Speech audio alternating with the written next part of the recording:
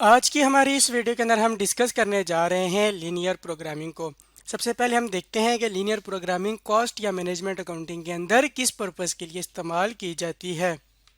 Linear programming basically इस्तेमाल की जाती है डील करने के लिए जब हमारे पास टू और मोर स्केयर रिसोर्सेज हों प्रोडक्शन के लिए और हमने उनसे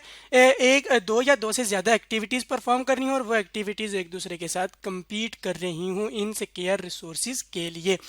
अब इसको अगर हम समझे तो हम ये कह सकते हैं कि जब भी हमारे पास दो या दो से ज़्यादा स्केयर रिसोर्सेज यानी लिमिटिंग फैक्टर्स हों जो हमारी प्रोडक्शन को या हमारी सेल्स को मैक्सिमम होने से रोकते हैं, ऐसे फैक्टर्स को हमने जिस तरह पिछली वीडियो में देखा था लिमिटिंग फैक्टर। ये अगर हमारे पास दो या दो से ज़्यादा हो लिमिटिंग फैक्टर और हमने जो एक्टिविटीज़ करनी हो यानी कि जो प्रोडक्ट्स बनानी हो वो भी हमारे पास दो या दो से ज़्यादा हों और वो प्रोडक्ट्स हैं उनके अंदर वही मटीरियल और जो है हमारे पास स्केयर रिसोर्सेज वो यूज़ हो रहे हों, तो इस प्रॉब्लम को डील करने के लिए कि हमारे पास मैक्सिमम प्रॉफिट या हमारे पास मिनिमम कॉस्ट कितनी होगी वो देखने के लिए हम लीनियर प्रोग्रामिंग इस्तेमाल करते हैं। इसके अगर हम एग्जांपल हैं तो हम यूं कह सकते हैं, हम इसकी एग्जांपल इस तरह ले सकते हैं कि हमारे पास एक फर्नीचर बनाने वाला कारखाना है, उसके अंदर हम सोफ़ा और बेड की फिलहाल एग्जांपल ले रहे हैं। उसमें हम ये कह रहे हैं कि हमें जो अगले महीने के लिए रिक्वायरमेंट है हमारी सोफ़ा और बेड बनाने के लिए मटेरियल हमें चाहिए 500 kg सोफ़ा बनाने के लिए और बेड बनाने के लिए हमें जो लकड़ी ऑब्वियस सी बात है यहाँ पे मटेरियल होगा वो 900 kg चाहिए। तो इस तरह ये इसका मतलब ये हो गया कि हमें सोफ़ा और बेड इन दोनों चीज़ों के लिए हमें 1400 kg जो है वो लकड़ी या मटेरियल चाहिए होगा, लेकिन वो कह रहा है कि अवेलेबल है जो है वो सिर्फ और सिर्फ 1250 kg ही अवेलेबल है। यानी कि यहाँ पे हमारे पास लिमिटिंग फैक्टर आ गया है जो हमें लिमिट कर रहा है, रोक रहा है कि हम इतने ये जो सोफ़ा और बेड हैं वो बना सकें। वो किस तरीके से लिमिट कर रहा है, क्योंकि अगर हम यहाँ पे देखें तो सोफा और बेड दोनों के लिए हमें जो मटेरियल चाहिए है वो 1400 है लेकिन अवेलेबल 1250 है। तो इसका मतलब है कि 150 kg का हमारे पास मटेरियल शॉर्ट है यानी कम है, जो कि हमारा यहाँ पे पहले वाला स्केयर रिसोर्स आ गया। और दूसरे में हमने यहाँ पे ये एग्जांपल ली है कि हमें लेबर चाहिए सोफा बनाने के लिए 300 घंटे उसके चाहिए और बेड बनाने के लिए हमें 500 आवर्स चाहिए लेबर के। इस तरह मतलब हमारे पास टोटल कितने हो जाते हैं 800 आवर्स हमें लेबर के चाहिए हैं, लेकिन हमारे पास जो अवेलेबल हैं इस अगले महीने के लिए जिसमें हमने ये सोफा और बेड बनाना है हमारे पास सिर्फ 550 आवर्स अवेलेबल हैं। तो यूं हम कह सकते हैं कि हमारे पास 250 जो है वो लेबर आवर्स की कमी है, जो कि हमारे लिए स्केयर रिसोर्स है जो दूसरा हमारे पास आएगा। यानी कि हम यहाँ पे हमारे पास एक मटीरियल का स्केयर रिसोर्स आ गया और हमारे पास लेबर भी जो है वो स्केयर रिसोर्स है। ये दोनों चीज़ें हमें लिमिट कर रही हैं कि हम मैक्सिमम सोफा और जो बेड की प्रोडक्शन है वो कर सकें या अपनी सेल्स को है ये बना के बेचने के बाद अपनी सेल्स को या प्रॉफिट को मैक्सिमम करें। तो ये दोनों हमारे लिए स्केयर रिसोर्स कहलाएंगे या इनको हम लिमिटिंग फैक्टर कहते हैं। और हमने इन दो कंडीशंस के अंदर रहते हुए यानी कि 1250 kg मटेरियल और 550 आवर्स लेबर के यूज़ करते हुए हमने इस तरीके से सोफा और बेड के नंबर ऑफ यूनिट्स बनाने हैं ताकि हमारा जो प्राइस हमारी जो प्रॉफिट है वो मैक्सिमम हो सके। इस तरह पिछले वीडियो के अंदर हमने देखा था कि जब हमारे पास सिर्फ मटेरियल या सिर्फ और सिर्फ लेबर की लिमिट थी हमारे पास, यानी इन दो में से एक ही कोई स्केयर रिसोर्स था जिस हमने यहाँ पे लिखा है, तो उस टाइम हम जो यूज़ करते हैं वो सिंगल लिमिटिंग फैक्टर था और उसको हमने फाइंड करने के लिए कि हमारा प्रॉफिट मैक्सिमम कितना होगा वो फाइंड करने के लिए हम क्या करते थे, हम कंट्रीब्यूशन पर लिमिटिंग फैक्टर फाइंड कर लेते थे। सोफे के लिए भी और बेड के लिए भी हमने कैलकुलेट करना था और उसकी बेसिस के ऊपर हमने देखना था रैंक करके कि सबसे पहले किसके यूनिट बनाए और उसके बाद किसके यूनिट बनाए।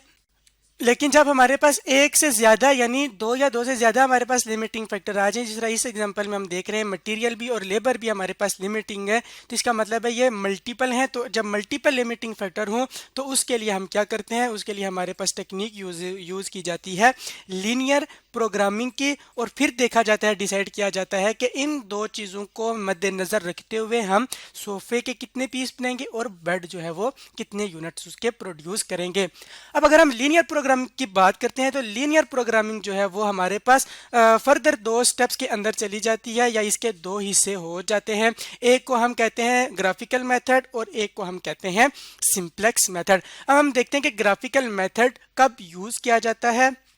तो हम देख रहे हैं यहाँ पे कि जब हमारे पास more than one scarce resource हो और हमने दो प्रोडक्ट्स बनाने हों, जिस तरह हमारे पास ये वाला केस है, यहाँ पे हमारे पास एक से ज़्यादा स्केयर रिसोर्स है, मटेरियल भी और लेबर भी हमारे पास लिमिटिंग फैक्टर है या स्केयर रिसोर्स है, और हमने प्रोडक्ट्स भी दो बनाने हैं, एक हमारे पास सोफ़ा है और एक हमारे पास बेड है। तो जब इस तरह का हमारे पास केस होगा तो हम ग्राफिकल मेथड को यूज़ करेंगे। अब हम सिंप्लेक्स मेथड की बात करें तो जब हमारे पास more than one scarce resource हो और हमारे पास more than two products are to be produced हो, यानी कि हमारे पास स्केयर रिसोर्सेज दो हों या दो से ज़्यादा हों और हमने जो प्रोडक्ट्स हैं वो भी दो से ज़्यादा बनाने हों, तो उस टाइम हम जो मेथड टेक्निक यूज़ करते हैं सिंप्लेक्स मेथड इस्तेमाल करते हैं। इसको हम अगर अपनी एग्जांपल से रिलेट करें तो हम यूँ कह सकते हैं कि यहाँ पे हमने सिर्फ सोफ़ा और बेड बनाना था। यहाँ पे अगर हमने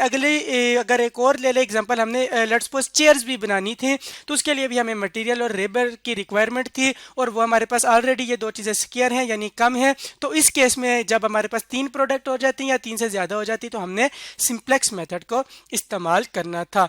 अब चाहे ग्राफिकल मेथड यूज़ हो रहा हो या सिंप्लेक्स मेथड इस्तेमाल हो रहा हो, उसके अंदर हम दो कॉमन चीज़ एक ये देख रहे हैं कि हमारे पास जो स्केयर रिसोर्स है वो मोर देन वन है यहाँ पे भी और यहाँ पे भी। सिर्फ फ़र्क कहाँ आता है? फ़र्क यहाँ आता है जब सिर्फ दो प्रोडक्ट्स बन रही हूँ और दो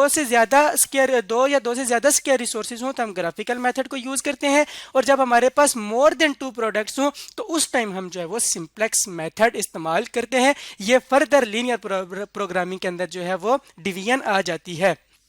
अब यहाँ पे बात आ जाती है कि हम ग्राफिकल मेथड को और सिंप्लेक्स मेथड को क्यों इस्तेमाल करेंगे। तो जिस तरह हमने ऊपर देखा था पिछली वीडियोस के अंदर, सिंगल लिमिटिंग फैक्टर के अंदर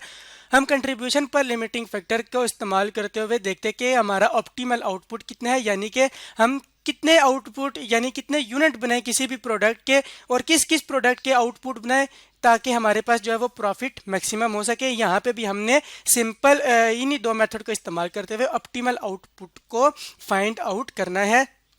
और ऑप्टिमल आउटपुट से क्या मुराद है कि हम इतने कौन से वाले